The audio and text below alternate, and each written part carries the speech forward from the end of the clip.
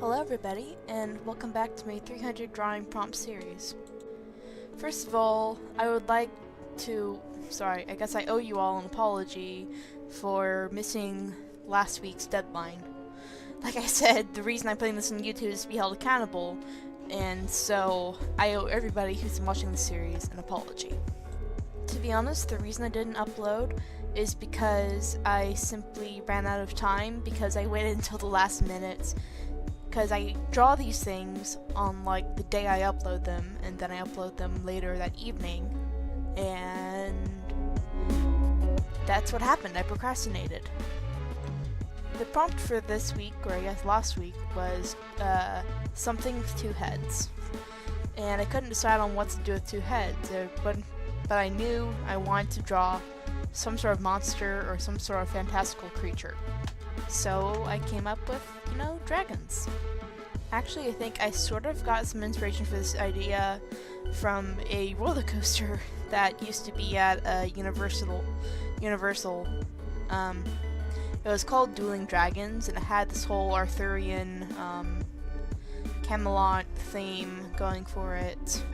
Because the thing was, they would take these two roller coasters and they had them run at the exact same time and come very close to colliding with each other, but they never would. They eventually had to shut it down, but I thought that was a really cool idea because each roller coaster set of cars was dedicated to a specific dragon. One was fire and one was ice, and so that was the whole theme of the roller coaster.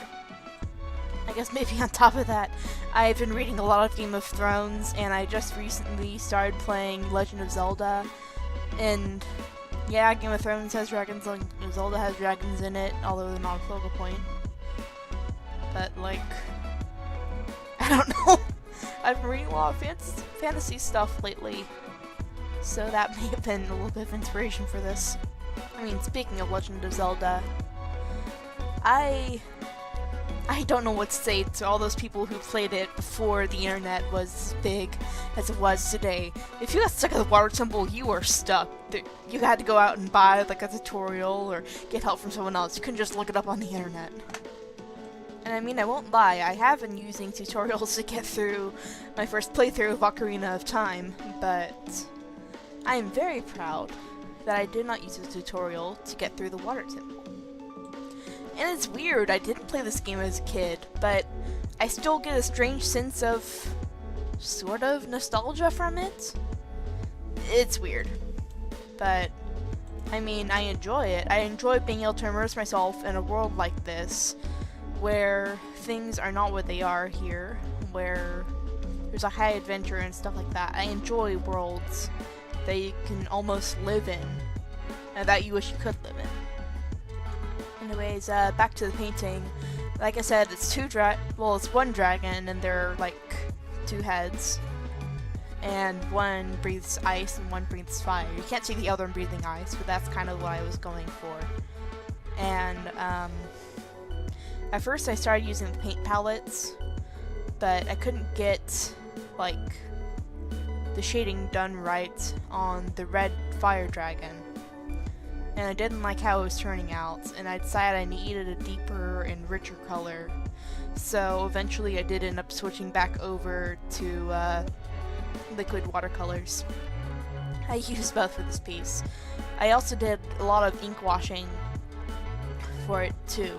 This took 2 days to film because it was such a big undertaking and there was so much detail that went into this. But still, even though I spent a rather long amount of time compared to my other watercolor paintings on this, I'm proud of how much work I put into it, but at the same time, I felt like I could have done better if I had given it a little bit more love, If I had spent a little bit more time trying to perfect this piece, then I feel like I could have done a lot better.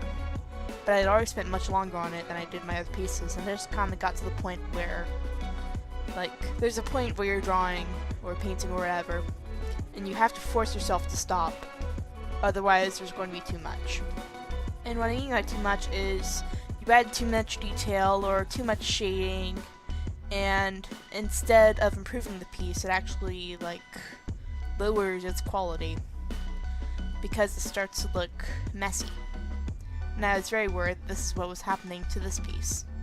And I really didn't want that to happen after I spent so long trying to get every detail perfect. But at the same point, I mean, the whole point I started this is to get better at watercolor, and I guess also to stop procrastination, but I do really want to get better at watercolor. And I mean, practice makes perfect, right? You can't get something good at something by sitting around and wishing you get good at it. You have to actually get out there and start doing. And so, I guess it's a good thing that I took a lot of time to make this, but I don't know. I can't help feel a little bit disappointed. I do plan on uploading next week,